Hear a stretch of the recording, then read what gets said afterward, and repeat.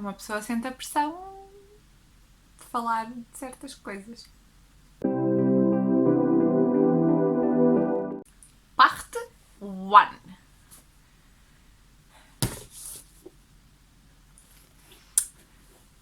Patricia Briggs, coleção de Mercy Thompson. E a Ju sente uma grande pressão porque a Ju está sempre a recomendar isto a todo mundo. A personagem principal é a Mercy Thompson. A Mercy Thompson, que é mecânica. E seguindo as regras das opiniões sem memórias, eu vou ler o resumo. E o resumo deste livro não diz nada. E aí, começa bem.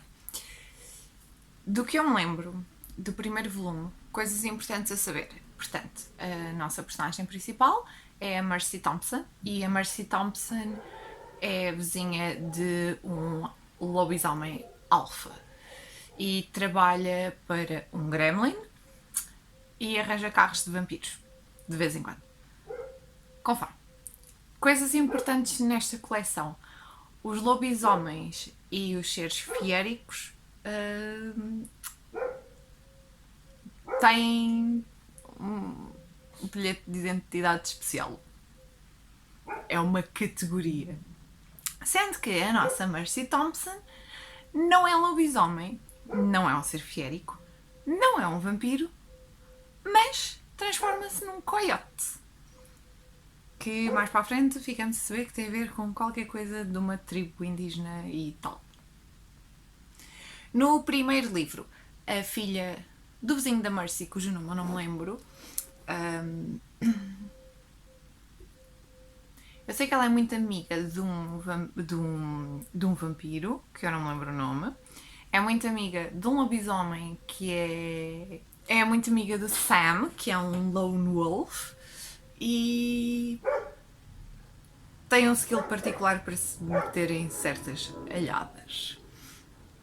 Portanto, neste primeiro livro, o que acontece é que a filha do lobisomem, que é o vizinho dela e que é chefe da alcateia, a alfa da alcateia, desaparece, é raptada, e a Mercy basicamente tem que solucionar esse problema. Tudo isto enquanto anda assim, não vai amoroso com esse alfa. E ficamos a saber também um bocadinho mais sobre os seres fiéricos, porque ela trabalha para um. Mais coisas do primeiro livro.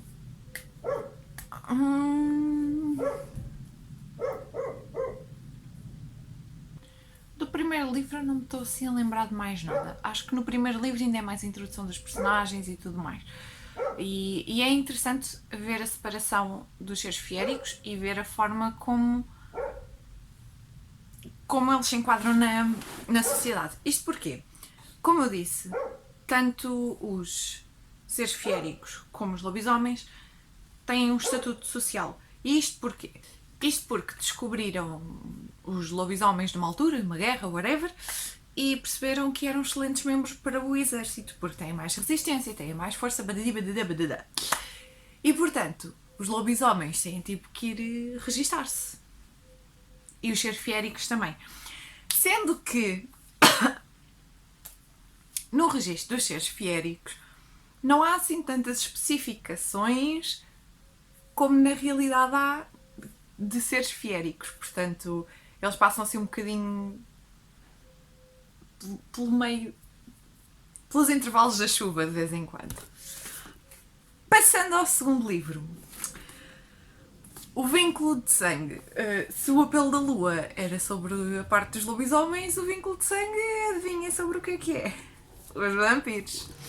Em relação aqui ao Vínculo de Sangue, como eu disse, o primeiro era mais sobre lobisomens, o segundo é mais sobre vampiros. Isto porque lembram-se do vampiro que eu não me lembrava o nome, vinha no resumo deste.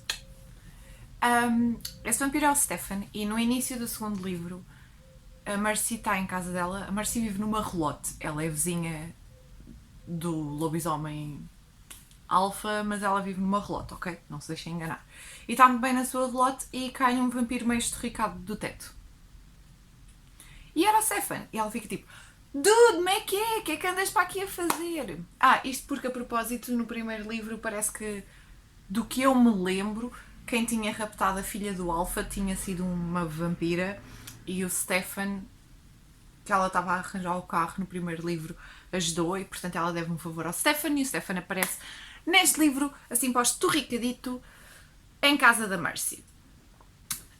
E o Stefan é tipo, hey dude, preciso que dês um recadinho aqui a um vampiro porque eu tipo, modos que não consigo. Sendo que no segundo livro descobrimos um bocadinho mais sobre os vampiros. Descobrimos coisas super interessantes sobre os vampiros que, Pati, isto é para ti. Então, na realidade, os vampiros bebem sangue. What? Não, a sério. Bebem sangue, mas fazem tipo uma troca e então, através deste processo, fazem uma espécie de limpeza nos humanos e conseguem curar certas doenças. E a Mercy fica tipo, vocês deviam-se assumir. Tipo, os lobisomens foram assumidos e a coisa correu bem. Os seres fiéricos assumiram-se e a coisa correu bem. Por que não assumirem-se vocês também? Tipo, a nível medicinal ia ser excelente. Pois, não, parece que não. Eles não querem, não estão interessados nisso. Turns out, este vampiro a quem o Stefan quer dar uma notícia é um feiticeiro possuído por um demónio e a coisa é mais complicada do que parecia. Sendo que a Mercy não se enquadra em cena nenhuma, estão a ver? E como não se enquadra em cena nenhuma, acaba por ter capacidades para lidar com certos problemas que, embora todos os outros à volta dela sejam muito mais fortes, não têm capacidade para lidar. É o que acontece neste livro. Yay! Nestes dois primeiros livros também ainda ficamos a saber, em relação aos seres fiéricos, que lembram-se quando eu fiz Opinião Sem Memória dos livros de Wicked Lovely, que era com fadas e fadinhas e bababá e alergia ao ferro e badadi-badadá. Pronto, isso também acontece nestes livros e nos seres fiéricos destes livros, com a grande diferença de que graus diferentes de seres fiéricos e tipos diferentes de seres fiéricos têm ou não mais resistência ou menos a certos metais, sendo que alguns não têm sequer problemas com o metal, como é o caso do patrão da Mercy Thompson na oficina, que mexe nos metais todos e no worries porque é um gremlin.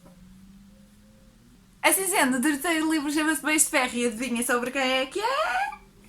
Em primeiro lugar posso começar por... Estão a ver o Alpha que eu tenho estado a chamar de Alpha até agora? Pois bem, é o Adam. O que eu também não disse, aliás, no segundo livro e no primeiro, foi que o Adam tem bruta crush na Mercy. E lembram-se do Sam, o Lone Wolf? Pois, o Sam e a Mercy e o Sam estão a ver este triângulo amoroso. Não é muito triângulo amoroso porque até aqui a Mercy está um bocado tipo, pets, eu sou bem independente, deixem-me em paz, não quero nem um nem outro, eu não sou lobisomem, não quero saber de vocês para nada, eu sou um coiote e lá lá lá lá lá lá lá. O Sam e o Adam não estão muito satisfeitos. Felizmente para a Mercy, o patrãozinho dela é preso por assassínio. Felizmente, coitada, a Mercy sofre. O patrão da Mercy é preso e a Mercy fica tipo... A Mercy é extremamente leal a tudo e a todos. Toda e qualquer promessa que ela faça, ela vai cumprir. Nesta coleção, à semelhança do Wicked Lovely, há assim algumas coisas quanto a agradecimentos e tal para os seres fiéricos. Às vezes implicam dívidas, do estilo dizeres obrigado, fazes um certo tipo de agradecimento, tu ficas a dever algo, porque é como se estivessem a fazer algo por ti e não porque quisessem, e é uma troca de favores.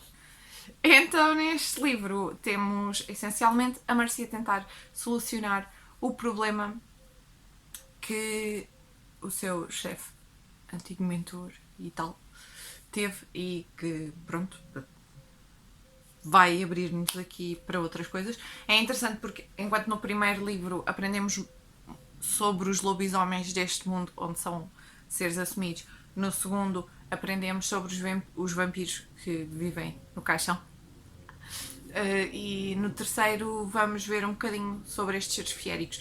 E eu gostei particularmente de entrarmos no mundo deles, porque eles têm um mundo à parte. Não é um mundo à parte, isto passa-se em Washington, a Mercy é mecânica em Washington, e os seres fiéricos têm um condomínio privado, digamos assim, só deles, onde têm que apresentar a identificação do tipo de ser fiérico que são e onde é que moram, badadi badada, para entrar lá para dentro.